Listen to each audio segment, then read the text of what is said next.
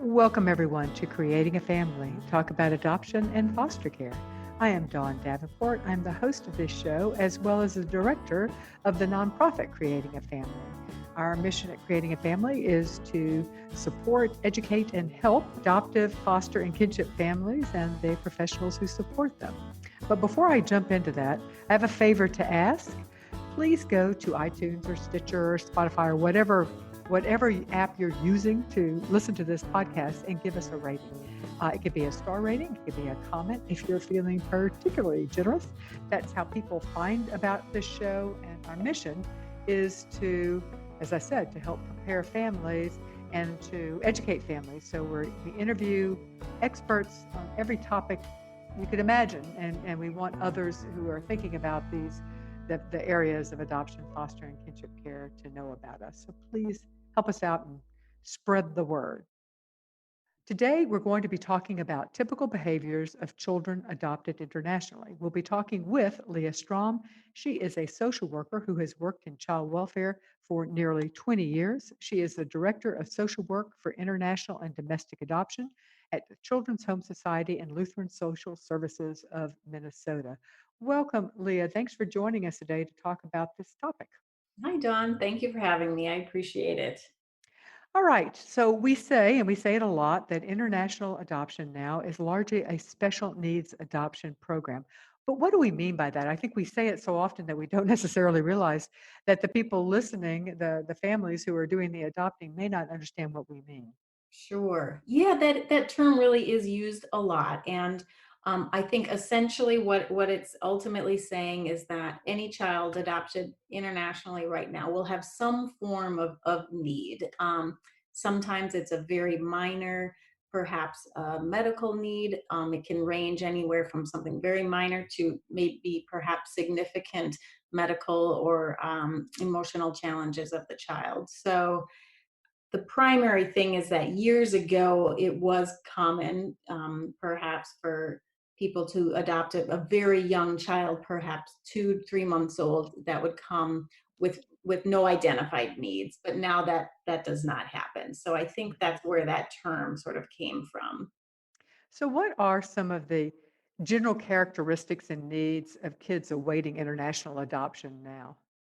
It really depends a lot on the program, but most programs right now, the children, simply by the fact of their age, really, I think the youngest child that would come to the U.S. now really is more toddler age, and so it's common for, if they were to have multiple caregivers, they perhaps would have some initial challenges right as they enter the home, and there are medical issues, perhaps. Hmm. Sometimes perhaps they have, maybe some physical differences, and so it really is depends more on the country that the child is coming from, what their early experiences have been in terms of what that care looked like. Hmm. All right, so let's talk about some of the factors that will influence the behaviors of kids adopted internationally. You alluded to one of them, which is institutionalization, which is another word for orphanage or some type of group care setting. It's not universal. There are some countries that have children in foster care, but by Yeah. and large, most children, if even if they're currently in a foster home, have spent some time in institutionalized care. And that Yeah. means can mean a lot of things. It multiple caretakers. Oftentimes, there's not a. They'll have the evening shift, the morning shift. Sometimes they don't necessarily have the same caretaker caring for the same children. So even throughout the day, there could be multiple caregivers. Neglect is another common thing, and Mhm. also, these children have been removed or left by they've been removed in some way from their birth families, which also, especially if they had lived with their birth families for a while, is traumatic in itself. So, does the length of time in an institution impact the psychological and the physical development of children? It does, yes, absolutely. That's definitely an impact. Another thing too is the age of the child, like you had mentioned earlier, at the time that they'd entered care. So You're right. There are multiple caregivers. Most orphanages and caretakers really truly do their best and care very much. It's just that there are many kids to perhaps one caregiver. And so the best way to ensure that each child gets what they need is to have a very strict sort of routine and schedule. For example, children eat at 9 o'clock a.m. Well, some kids aren't hungry at 9 a.m., but in order to ensure that every child can get those needs, they have a very, strict schedule. And we also know that developmental ages of the child that can really have an impact on how they grow, how they see caregivers. They may not be able to have the right or the amount of stimulation that we might want a child to have in terms of eye contact and play and things like that. So those definitely do have an impact on the long-term development of a child. Right, just by virtue of the fact that they are one of many being cared for by many. Exactly. How common in your experience is abuse, either for children being adopted internationally to Mhm. have been abused, either in their family of birth or in the orphanage or the institutionalized setting? Yeah. That's a hard question, but the best way for us to prepare any family, we say, is to assume that there has been some sort of abuse or neglect.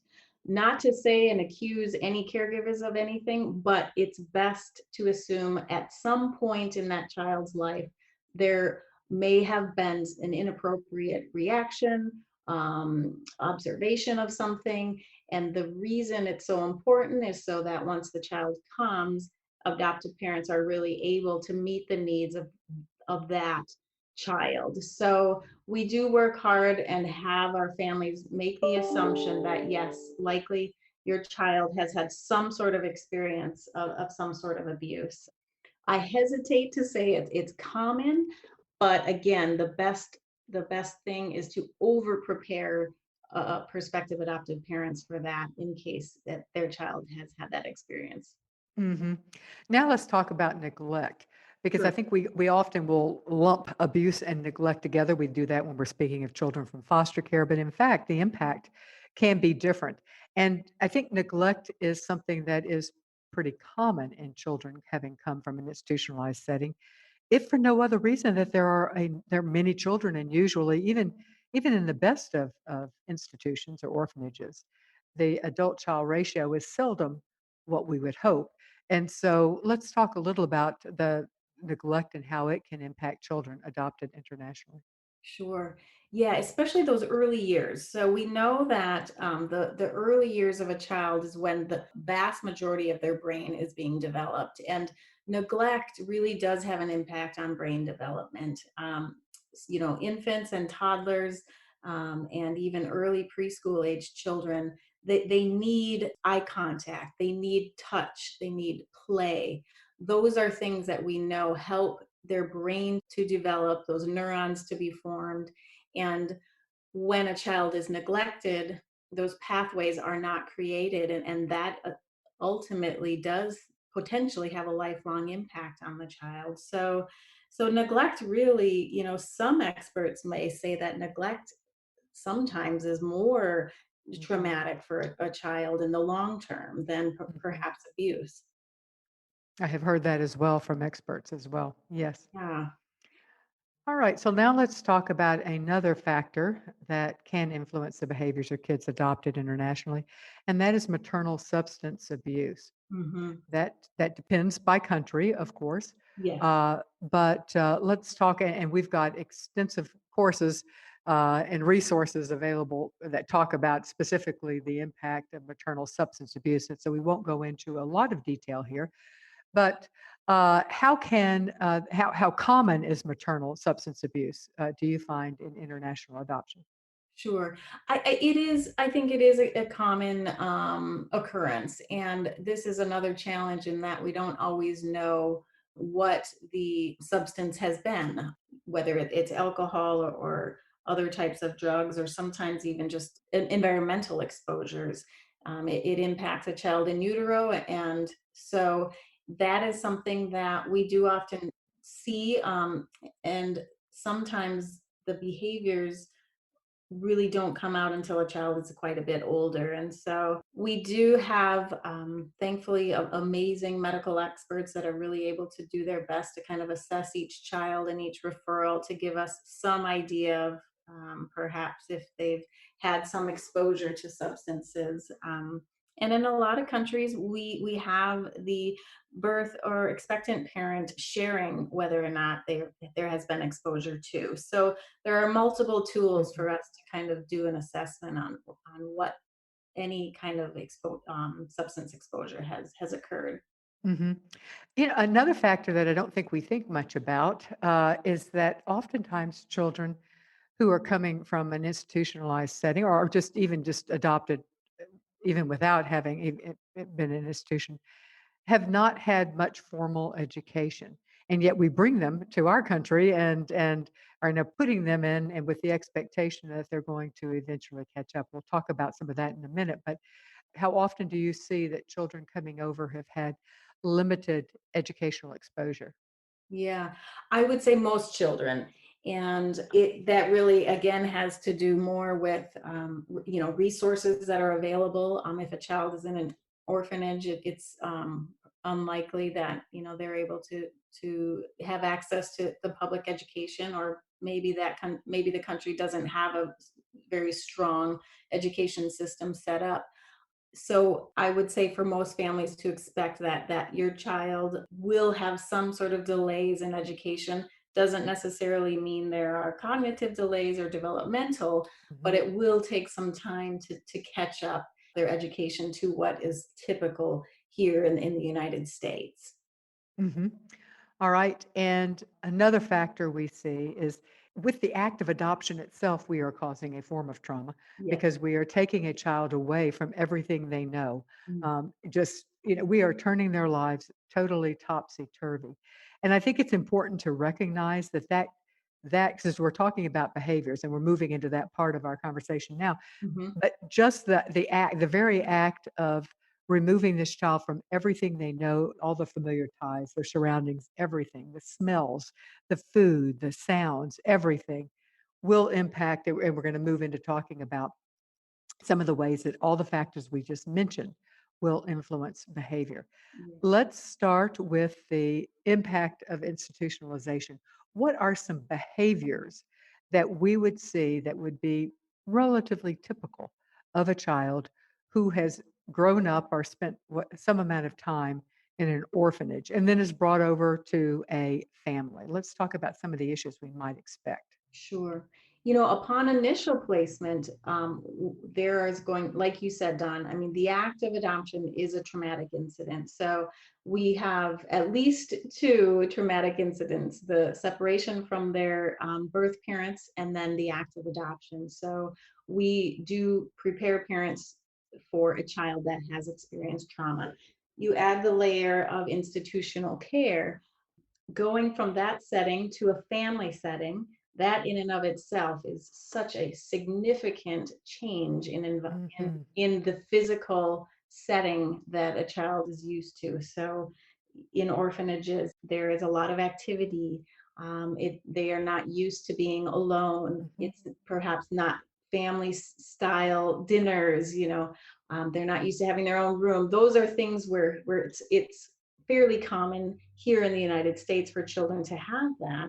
When you're in an institution or an orphanage, that is a stark difference than Mhm. what's here. So initial impacts are just simply the shock of going from that to even a home is going to be a very large transition for the child. So typical behaviors going from that, well, one would certainly, you also will have to add in the language barrier. So Yeah, uh, yeah, thank you. Throw that in as yeah, well. that is the challenge too. And so what we know about kids and really any child is that when they're not able to communicate their needs, they'll find a way. And that might be crying, that might be tantrums, that might be physically hitting or scratching. Not It in could also be withdrawing. Some children just Absolutely. totally withdraw. Good point. So some spectrum of that extreme, yeah, withdraw, hiding, going into a closet, trying to escape, versus all the way to, physically acting out. And all of that is really quite common upon initial transition. And with consistent care, that will likely decrease. It's just that Mhm. initial trauma, like you mentioned. Mhm. Bless their hearts. Really. Think Yeah. about how scary it must be. How very scary it must be. And it is. I mean, I can't speak personally, but from having observed and been with some families at placement, it also depends on the age. And right now, we have a lot of adoptions occurring at toddler age, 2, 3, or 4, and a typical development of a child during that time is there are some challenging behaviors already, and when you add a change and not being able to understand what is happening, it can really create some challenging behaviors. Mhm. Some tantruming you would expect. I mean, all of that could be very, very typical Absolutely. of a child. Another thing we see, and I think it is an impact of institutionalization or an impact of food insecurity, Mhm. and what are some of the typical ways that food insecurity might show up in a child who has been adopted internationally? Yeah, this can be a wide spectrum too. We could sometimes it's not uncommon to see if there are children that haven't had a lot of food available to them. We've seen hoarding, or eating. Just if there's tables of food in front of you and you think, oh my, I might not be eating again for another full 24 hours. I need to really eat as much as possible. So hoarding and eating to the point of sometimes being physically ill is something that we've seen. And taking food, hiding it, putting it in their room or places so that they can have it when they in the next few hours, because they don't always know when their next meal will be. So that is one type of food insecurity that we can see. Another one is because food is such a large part of our daily life, and when going from one country to another, being exposed to different foods, some children just simply might refuse, and just if they're sad and withdrawn, they may not have an interest in food either. So I don't know that that is as common, but I have seen and heard of situations like that as well. What are some typical sleep issues? We know that most children adopted internationally have slept communally, where they've slept with other people or other children in the same room. Yes. So, what are some sleep issues we see when we bring a child into a typical American home? hmm Disrupted sleep and very irregular schedule. Those are sort of to be absolutely expected for any family. The biggest thing really is upon initial coming to the U.S. is of course the time change. So that is Jet one. lag. Yes, jet lag for Uh, everyone, the whole everyone. family. Yeah. And then you add again, we all, when we're stressed or fearful, our sleep is disrupted. And so that it's common. It's something that almost all families should really expect to have some sort of sleep challenges, and to have a plan. So finding out as much as possible about what was your child's sleeping arrangement. For example, in Korea, most children sleep with their foster mothers, so they're used to sharing a bed with their foster mother. Kids in orphanages, like you said, they're used to being in large rooms with multiple children. So learning as much as you can about what your child's sleep environment was like, so you can try to replicate that, will help with any transition here. But yeah, expecting the sleep challenges, which frequent waking, forgive me, I think I already mentioned that. It's worth mentioning again. Yeah, yeah. And what we know about everyone's sleep cycle is, they'll have these sort of 40-minute blips of falling asleep, and A lot of times, if they're young enough to rock the child to sleep, you'll rock them, put them in their crib, and 40 minutes later they're up again. And so Hmm. just my advice is always to create the environment at first that everyone can get the most amount of sleep during that initial period, 2 to 3 to sometimes 4 weeks, until we're past the jet lag and past kind of that initial shock of where people are. And um, that is definitely not the time for any kind of sleep training, that's for sure. Yeah.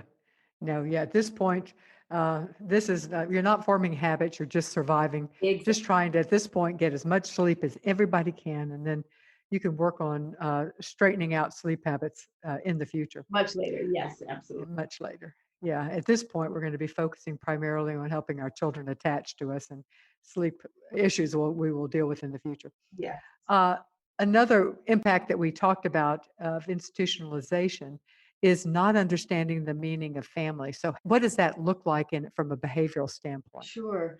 Yeah. Great question. So when we think about, being around our family members, there's oftentimes a thought of comfort, right? You think, okay, I'm sitting in a room with my family. We're all sort of doing our own thing, or we're having discussions, or just sitting playing. If you've never been exposed to that, thinking about from the child's perspective, they're coming to this family, but they don't know what that means. That it's really all strangers to them ultimately. So the idea of family is really something that is learned, and it, like anything, it just takes time and kind of exposure to what is typical for your family. So that is something that, the term might can be thrown out, but a child really has no idea until they can kind of live that experience and learn about, oh, okay, so this is what my family now is. I have a sister or a brother or a mom or a dog or a dad or whomever. And so that is something that eventually will come. But when you are living in, even a foster home or an orphanage, the idea of family, I think, is different for really everyone. And Hmm. so that is something that just comes with exposure and is really a learned thing. One of the other issues that we sometimes see with children adopted internationally are attachment issues. Children who have, it goes hat in hand sometimes with being institutionalized, or it certainly goes together with not having consistent caretakers. So, what are the behaviors associated with a child who is failing to attach, or post traumatic stress? Because they can sometimes mimic each other. So, let's separate those. We'll start with Sure. attachment. What are some behaviors that parents can identify as that, all right, what I am seeing now, I'm looking at a behavior, and this might indicate that my child is struggling with attachment. Sure. Yeah. A lot of that depends too, kind of where they are in the process of placement. So, upon initial placement, a few things to observe and not worry too much about, but to recognize, okay, these are attachment challenges that we're going to work on. One that is common from children in institutional care is what we call indiscriminate affection. That is where they will go to any adult. They're, for example, you'll be walking down the street, they see an adult, and they will approach that person. So there's no concept of sort of stranger danger. And that's a learned behavior. When you're in, you find an adult who can meet your need. So that is one attachment challenge that is very common upon initial placement. If that lasts, I would say, maybe longer than 6 months after placement, or perhaps 9 months, if your child is still seeking attention from an adult that they don't know, I think at that point it would be the time to perhaps seek some professional advice to see, you know, how can we strengthen the attachment with my child, because for whatever reason they're still seeking needs from people outside of their home. Hmm. Another way that we can see attachment issues coming out is let's see, it lack of eye contact and not having any desire to be with either parent. Mhm. Most often a child will attach, if it's a two-parent household, most often the child will attach to one and sometimes can really reject the other parent. And that's very common. Very common. Yes, and so those are things to expect at if for some reason a child were not attaching to either parent, not allowing the parents to care for the child without them crying, and not being able to comfort the child in any way. Again, past, this one maybe past the first month or two, then there's that's definitely perhaps a bit out of the ordinary, and I would see that as an attachment challenge for sure to address. Mhm. And there's a lot, and even, I mean, there's therapy, of course, Yes. but there's also resources on things you can do to help your child attach. There's Yes. absolutely resources on, So many. yeah, play techniques, fun things, Yep. things that you introduce that are really helping that child to attach. It's nothing to. I think we sometimes immediately hit the panic mode when, in fact, Yeah. what we really need to do is just start deliberately and intentionally working to help our children attach. Absolutely. And we know the best way to do that is, like you said, through play. I mean, whatever the age your child, trying to find something that they are interested in, and getting on the floor with them and using play. If they're young enough, peekaboo and things like that will eventually, they'll start to see you as a safe person, and play is just, yeah, one of the primary ways to attach, and the child to see you as the caregiver. Touch is such an important one. Of course, it depends on the age of the child. If this is an older child, that's perhaps not appropriate given their history. It depends, of course. But young children, toddlers, water is a great one if they like to swim. It's a way to have some touch with the child and have something fun, although some kids really don't like bath time or water. So again, every child's different, but those are a few ways to kind of use day-to-day activities as a way to really attach with your child. And even with older children, I still think touch is important. We may need to get their permission for what type of touch feels comfortable to them. Right. Some kids, obviously, we want to avoid anything that is too intimate Hmm. because that would be inappropriate for an older child.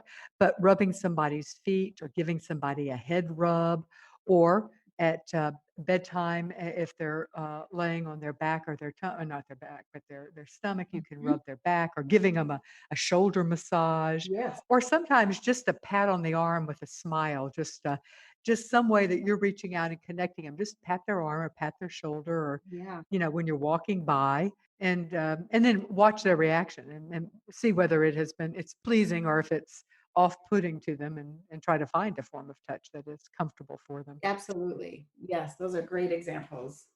What are some of the behaviors we might see with a child suffering from post-traumatic stress? Mhm. Yeah, great question. So this really enters more of a where a trauma is having the psychological response to the child is coming out. So for example, if you ever were to see your child, I'm trying to think of some examples here. A lot of times there's a disassociation that can occur if there's a post-traumatic stress response, severe withdrawal, or a almost, some parents have talked about seeming that their child is almost just in a different sort of universe, almost like they've completely disengaged, and sometimes that's a Mhm, protective factor. If every person who has had a well, every person has had a traumatic experience, but every mhm, person also responds differently. So the simple act of placement can create a post-traumatic stress response in some mhm, children. And mhm, so the good news is there are treatments available, and with consistent parenting, there's tons of hope with that. But what might be an indicator that the child has experienced more post-traumatic stress is if there's pretty extreme behaviors that, like, physically tantruming or hitting or throwing or complete withdrawal over a mhm. longer period of time. not just a Mhm. few weeks during those initial transitions, but lasting much longer, that would be more of an indicator of some post-traumatic stress. Mhm. Things and if you notice that there's a particular something that triggers the child, Yeah. that's important information, and that would indicate that the child has some PTSD that needs to be worked on. Yes, and sometimes it might seem like something very small, maybe even a smell of some sort, or just a photo of something could spark it. So the longer you're with your child, the more you can recognize those things. Mhm. And to become a detective to try to recognize it. Sometimes I find that for myself, I need to remember that I need to be looking for the triggers, as opposed to because I won't think of it at the time, so I have to be very proactive Yeah. to try to see it. Yeah. This show is underwritten by the Jockey Being Family Foundation. Hope for the future is what drives the mission of Jockey Being Family, helping to provide crucial post adoption support to all adoptive families so that they can remain strong and together forever. They believe that every child deserves to experience unconditional love of a family, and they aim to make that dream a reality for all. To help support them and their mission, please visit their website, jockeybeingfamily.com, and click on the donate button. And we thank them. All right. What are some of the typical behaviors and actions that we would see of a child who has who has experienced prenatal exposure or prenatal substance abuse?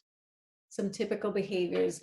You know, this is a, I don't mean to be difficult with my answers. A lot of it really does depend on the age of the child and It does. really the what exposure that the child has had. We know that Mhm. alcohol is one of the most impactful substances on a developing child in utero. Sometimes FASD, fetal alcohol syndrome, or fetal alcohol effect does come out in even physical features. It's not as common as I think we once thought, but Yeah. We once hoped, because if we didn't have the physical features associated, we could say, "Oh, this child will not be impacted." right. Alas, that is not the case, is it? It is not the case, and that is also, we often don't know or have the ability to get a diagnosis of FAE or FASD until the child is quite a bit older, and we've had Mhm. years of behaviors to sort of see, okay, now this is typical of a child with some fetal alcohol exposure. Mhm. But to answer your question, some impacts are ability to well, so it impacts the brain, and so what we know is that it can impact attention span for a child.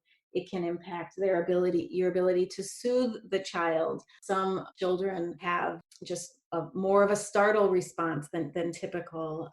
I'm trying to think of a couple of things here. Some of the others, I'll jump in here. Yeah, please. As you said, it causes brain damage, and oftentimes, some of the it becomes very more obvious when the children enter school. Yeah. But even before then, we can often see that these children have more hyperactivity. They have more inability to focus.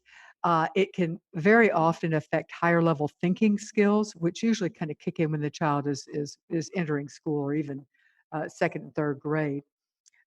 Before that, the inability, the cause and effect, you so often will hear parents say, they don't learn from, I mean, they've done this, I've corrected them. They're not learning from their experiences before. Well, that is absolutely a form of brain damage that can be associated with prenatal exposure, especially the prenatal alcohol exposure. So, yeah, all of those are things, behavioral things that we often see that there will be a gap, and they're strong in certain areas. And so you think, well, let's say that they're verbally they're quite strong, and yet there are other things that their visual spatial is just way behind, or a big gap between their how they behave. They may behave on the level of they may be 6, but behaviorally and developmentally, they appear more like a 3-year-old. Those Hmm. are all some impacts and of typical behaviors you might expect from a child who has been prenatally exposed. Yes. And as the child gets older, we will often see the higher level thinking skills and the cause and effect skills and the inability to manage time and money. All of that becomes something as these children. Not every child will have this, but those are typical behaviors. Absolutely. Yes. Thank you. That you're absolutely right. And it's really is something that we're learning so much more about almost Hmm. every year. Just more information and resources are coming out about how to help parents and kids too, which is really amazing. So And creating a family has resources for all of these behaviors, but we have a lot of resources to help families you with do.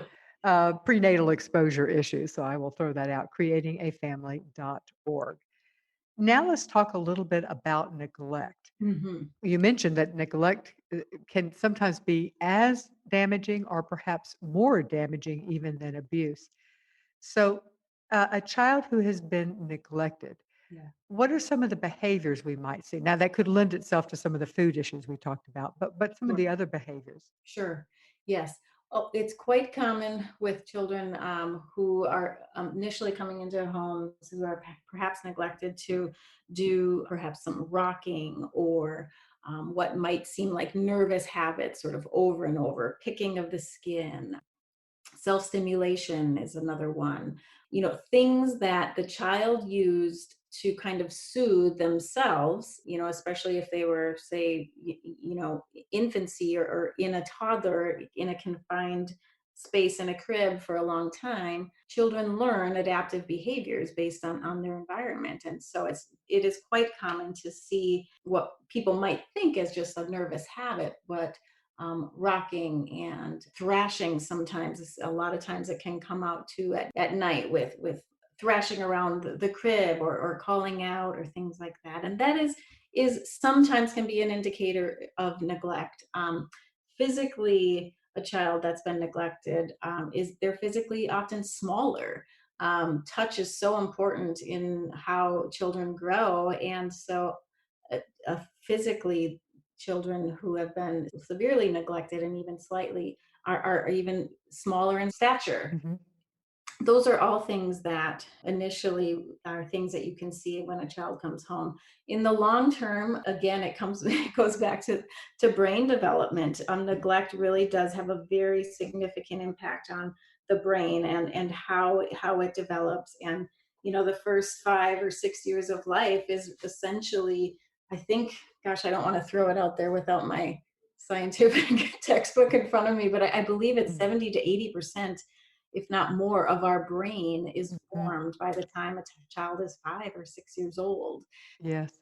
So yeah, neglect does really have a pretty significant impact on children and their development and behaviors. Mhm.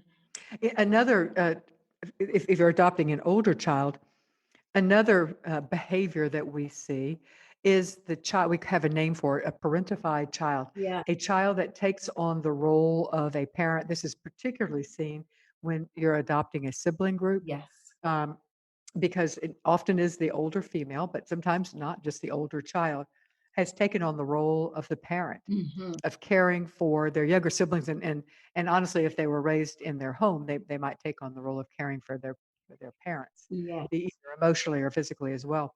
So let's talk about what does a parentified child, what are the behaviors we would notice so we could say, "Yeah, that Yeah. child is acting like a parent." Yeah. What are those behaviors? A great example. When you're adopting siblings, like you said, if they've been neglected, if they've been in a home, the oldest child will take on that role. So what you might see if as they enter a family is that the younger children are not looking to the parents, but they're instead looking to their older sibling for direction. The parentified child will have a difficulty also accepting sort of the adoptive parents' efforts to be a parent, and instead they've learned and had to have someone sort of take control and make decisions and make food and really be a protective figure for the younger siblings. And so if you can tell pretty quickly. Sometimes we've heard even kids as young as 6 years old really sort of being the Mhm. parent for their younger toddler, baby, infant, siblings.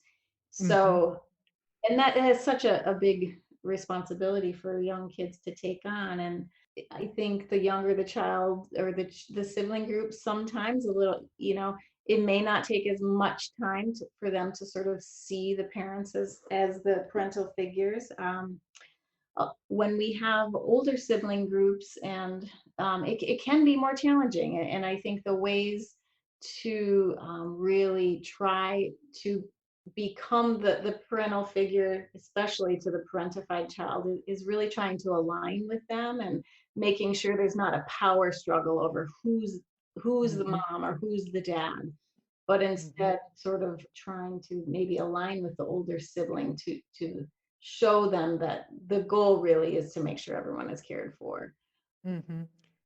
And we often we are at opposing ends of viewing it, because we might look and say this child is not having, by being the air quotes around the word parent, by being the parent, they're not having the childhood they deserve. Mm, And there's also the, and I can't become the parent for this child, for the all the children, if someone else is taking over the roles of caretaking. right, But from that child's standpoint, very often a couple of things have happened. One, their identity is tied up in being the responsible one, right. being the one who makes sure that the kids get into bed, and being the one who makes sure that they get up and get out the door and all of that. That's part of their identity. Yeah, And it was a survival mechanism. yeah, It is how they survive. So for many reasons, it could become, especially as you point out with the children past very young age, it could become entrenched. And we do have a number of resources at Creating a Family for how to partner with these children, the parentified child, to help them learn to allow you to take over some of the role, yeah, and without really threatening who they are and their identity. absolutely. Uh, and honestly, one of the easier ways is getting them involved with children their own age, because as Mm, they become busy and they have Girl Scouts and they've got soccer and they've got the activities that they're involved with, that's taking them away more. So it kind of gradually starts happening where they just can't be around to yeah, be the parent. As we all know, being a parent takes time, and when you're busy with other things, it does. you don't necessarily have that time. Right. And as they learn too to trust the parents, that, to know, okay, my siblings are going to be okay because I'm now trusting that these are my parents and they will watch over myself and my siblings. So which Mhm. just takes It time, does a take time. lot of work.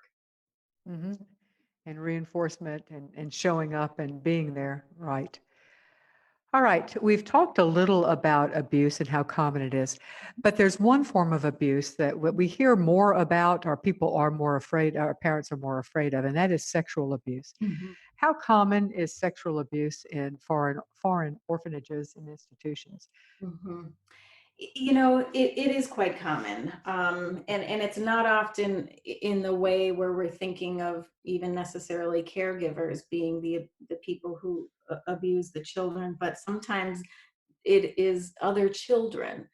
When you have a number of children in a setting with limited oversight, at various different ages in development, things can certainly happen. And so most children have had some sort of exposure to inappropriate sexual behavior. And that can range from something, it's all significant, but there's definitely a range. So I do think we have all of our families prepare and do training about sexual abuse and how it impacts children, because it is a very common thing that Mhm. happens, sadly. And I think that there is a misconception that all children who have been sexually abused will then become sexual abusers. Oh God, Um, and that is simply not true. no, But and the other thing that's, I think there is a perception that once a child has been sexually abused, they cannot heal past it, and that also is not true. it is not true. There are so many ways that they can heal, and Absolutely. yeah, absolutely. Absolutely, and we have a lot of resources at Creating a Family, as well as courses. You do. to help families. And so I just strongly encourage you. It is disconcerting, to put it mildly, because it's to see a child acting out sexually. Yes. So it is so important that parents be prepared, so that they both don't overreact and that Mhm. they can be the resource that that child needs at that time to help them heal past it. Exactly. And that many of the resources that you have are exactly what we ask our families to watch and to have do the courses and trainings, because like exactly like you said, it's really not something that is commonly talked about. And the Uh-uh. more we can learn about it, and like you said, if you see a child doing something, yeah, we don't want to cause more stress for them. We want to be able Mhm. to, if something is to happen, that we're prepared. We can see this. Okay, this tells me perhaps they've had some exposure to inappropriate sexual what abuse, or and then we can use what we've learned to Mhm. help that child and for them to heal. And to go into the, especially if you are bringing a child into a family where children are already there, to set up protections for all children at that point. Yes.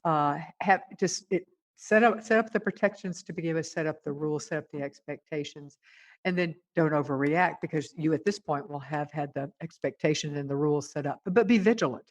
You Yes. do have to be vigilant. Absolutely, and prevention is key, because if we Mhm. know a Absolutely. child is of a certain age and coming from an orphanage or any sort of institutional care, setting up that right away. Mhm. That's not the time to leave the child in the, you know, unsupervised, for an overnight or something. Those are definitely things Absolutely. to prevent. Yeah.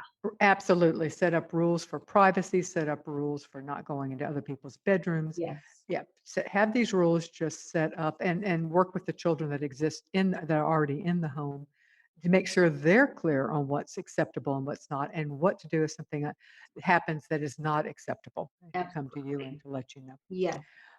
All right, another factor that is a part of is common with children adopted internationally that we talked about earlier is a lack of education. And I think it's been interesting to me. I think somehow there is an expectation, and if a child has had no education, let's say, and they're 8 years old, that they're going to then make up and function on the same academic level throughout their career, and will go to college, and maybe even, go to Harvard. I think we have to have more realistic expectations for children who haven't had the foundation of education. Mhm. So the child may not catch up, but that doesn't mean that they can't be totally successful in this world. It's just that their success might not be tied completely with academics. Right, right. Very well stated. And it's often a challenge we hear from adoptive parents when working with some school districts. Not all. Many are amazing. There are some districts out there that are perhaps not as flexible about letting a child enter a grade more based on their abilities versus their age. And so those are some conversations that we want families to have with their local school districts before the child comes home. So is a plan in place. Does the child need an individual education plan? Perhaps is homeschooling an option, and is that something that would work for your family and might be better? Mhm. um, is private school an option? Is that better? By no means am I saying one is better than the other. It's really more about what will work for your family and what are the needs of this child. Because Mhm. we know a child coming here at the age, like, you'd mentioned the age of 8, and having them enter into second grade is not setting them up for success, because we have Mhm. the language barrier. We have the just simply, again, trauma of the placement. And if they've never been in formalized school, they are not going to succeed in that environment without a lot of preparation before being placed into a typical education setting. But you do have to look at the child that's presenting herself or himself to you, because there are some kids who thrive in a school environment. Yeah. It may be and so that is a good place to put them. And it could be that if the school system, depending on the child, that putting the child with age mates Mhm. could be better for that child. You just can't have a one size fit all approach. And I also think that sometimes, especially and I speak for myself in this, educated adoptive parents who have been raised on the concept that education is the key. Education is what's going to take you through this world, and so we have such an emphasis Mhm. on the importance of education. So we get a child who is academics are not going to be their strong suit, Sure. and it could be for any number of reasons. It could be just their innate ability, but it could also be the fact that they miss too many of the foundations. Right. And I see parents really struggling with, well, what will happen with this kid? How is this kid going to, you know, this is gonna kid gonna be in my basement for the rest of his life, uh, having dinner every night with us.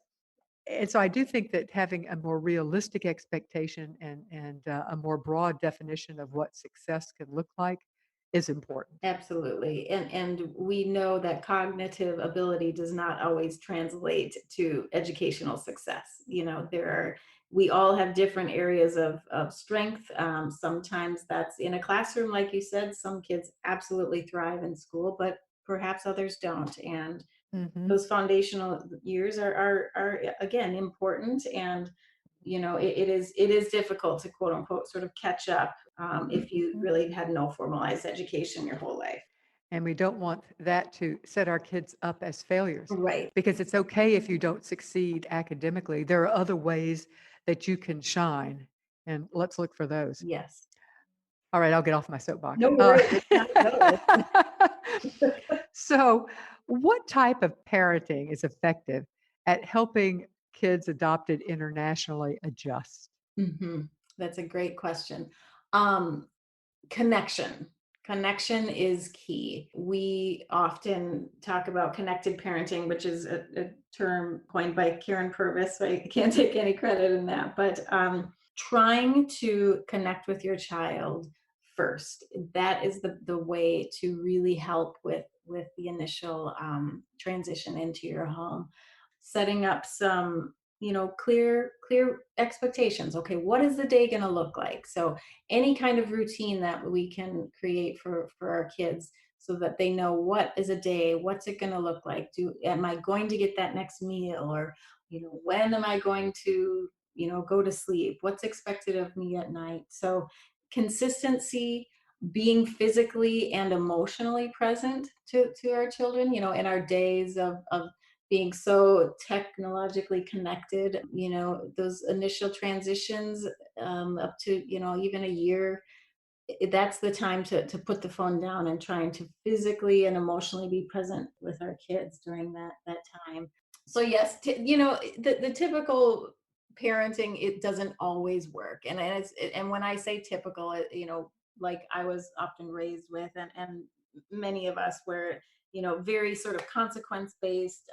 That often is not the best way to set up success for children coming to your home through adoption. So therapeutic parenting, that is a term that is often used, and really what it is trying to meet the needs of your child. So perhaps your child is 5 years old when they're coming home, but developmentally and emotionally they may be 2 years old, and Mhm, that is the age then to parent them at 2 years old, not simply because they're chronologically five. So if your child will let you rock them to sleep, that's a great time and a great opportunity for some connection and to build attachment. If your child will allow you to carry them in a carrier, beautiful. That's a time for some connection, so physical touch, trust building, and playing, of course, is again, I've said that many times, but play is just a way to get directly to a child's heart, and mhm. just having fun. And always have to say forgiveness too, of yourself and your child, Yes. because Mhm, we as parents always, we will make mistakes, we try our best, mhm, but the next day you might think, I was really trying my best there, but that didn't work for him or her, so I'm going to mhm. try something new. And seeking out your supports.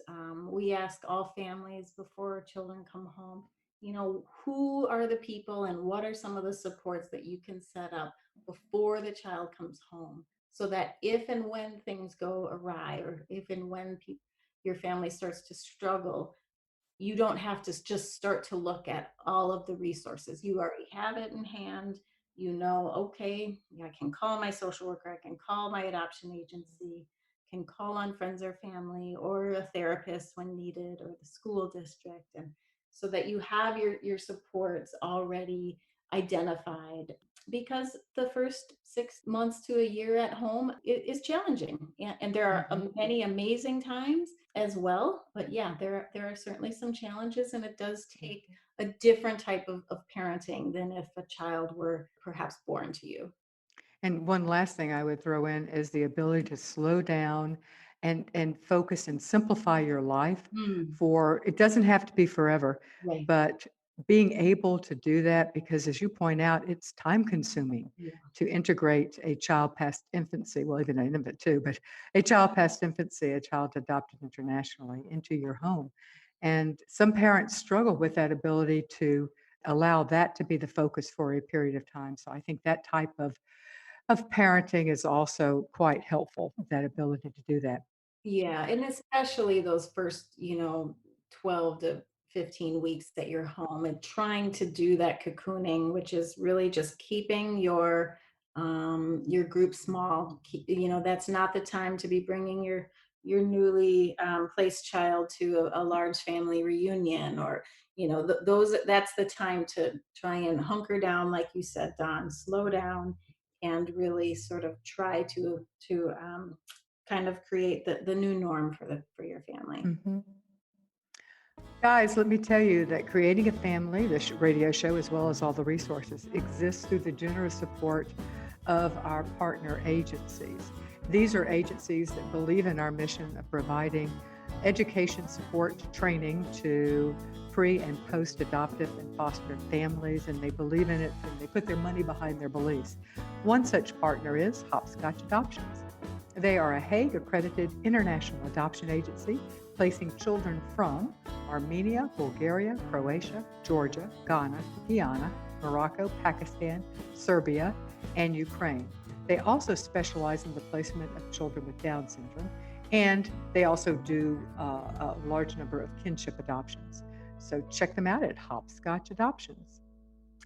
All right, Leah, what can adoption professionals do to help families and children adapt post adoption? Changing it up a little, we've been talking about what parents can do and what type of parenting is effective.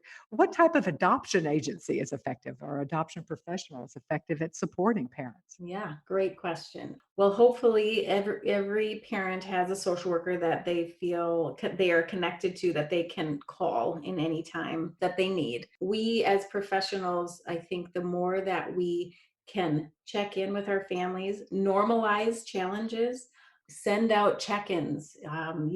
Say your family's only been home a week, send an email, give them a call. Even if they don't respond to you, keep Mhm. doing it. We want our families to know that we're there for them if and when they need them. If your agency has a wide website with some resources, or perhaps some articles, those are ways to just sort of send to our families, make sure that they know if they're up in the middle of the night, they can open up that email link and think, oh, I think I read something about, this issue. I'm going to read it now.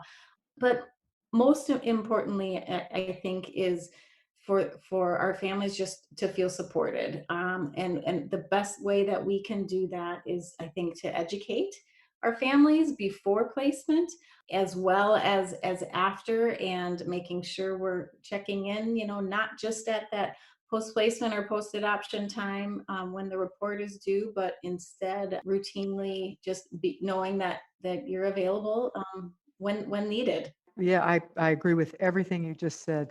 Checking in is we tell parents sometimes half the battle or 90% of the battle is showing up. I think that with professionals too. Right, Showing up, just being connected so that families know to come back to you right. post adoption. That is just so crucial and I really think is necessary. And having resources to provide to them is helpful, but sometimes just showing up, Sure. just being there is the most important. Well, thank you so much, Leah Strom, for talking with us today about typical behaviors to expect for children who are adopted internationally. Let me also say that if our audience wants to reach out to Leah or get more information, you can get information at their website, chlss.org, Children's Home Society and Lutheran Social Services. So chlss.org is a way to reach out to get more information about their organization as well as from Leah. Yeah. So let me remind people that this show, the views expressed in this show are those of the guests and do not necessarily reflect the position of Creating a Family, our partners, or our underwriters. And keep in mind that the information given in this interview is general advice. To understand how it applies to your specific situation, work with your adoption or foster care professional. Thank you for joining us today, and I will see you next week.